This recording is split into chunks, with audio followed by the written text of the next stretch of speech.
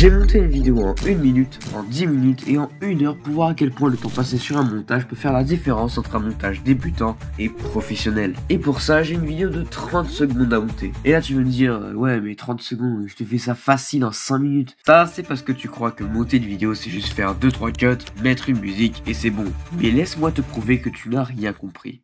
Je suis pas un génie, je suis juste un monteur qui un jour a ouvert un logiciel de montage qui s'est dit « Allez, je vais monter une petite vidéo » et qui s'est jamais arrêté. Dans le montage vidéo, t'as beau avoir le meilleur matos, le meilleur tournage, si ton montage est à chier, la vidéo l'est aussi. Le montage, c'est faire passer une émotion, captiver un public, raconter une histoire, donner du rythme et parfois même sauver une vidéo gaze. Et tout ça sans que le spectateur ne le remarque. C'est ça le plus dur. Personne connaît ton taf, mais c'est l'une des étapes les plus importantes dans la création de contenu. Donc je lance le chrono d'1 minute, tac, voilà.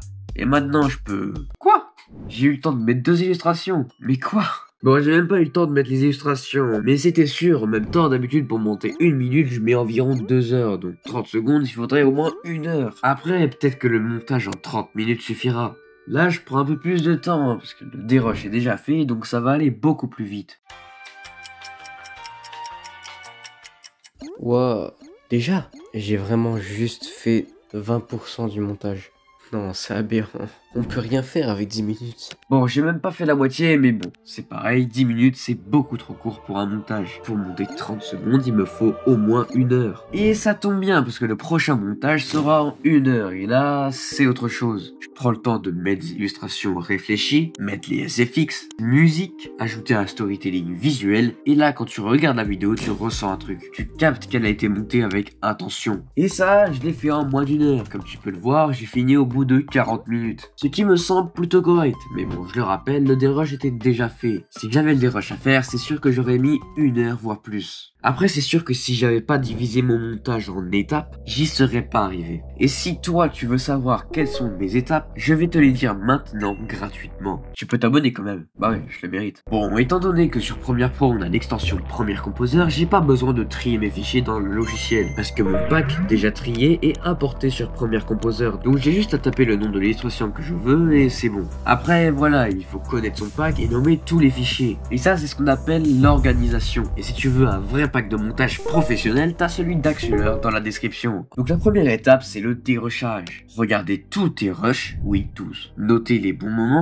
jeter ce qui sert à rien, enlever tous les pops, donc mettre des transitions audio, etc. et traiter la voix. Ça c'est important, surtout quand t'as un micro gaze comme le mien. La deuxième étape, c'est les illustrations. Donc là, c'est assez chiant, mais c'est l'étape la plus importante. Donc tu mets les illustrations qui illustrent ce que tu dis.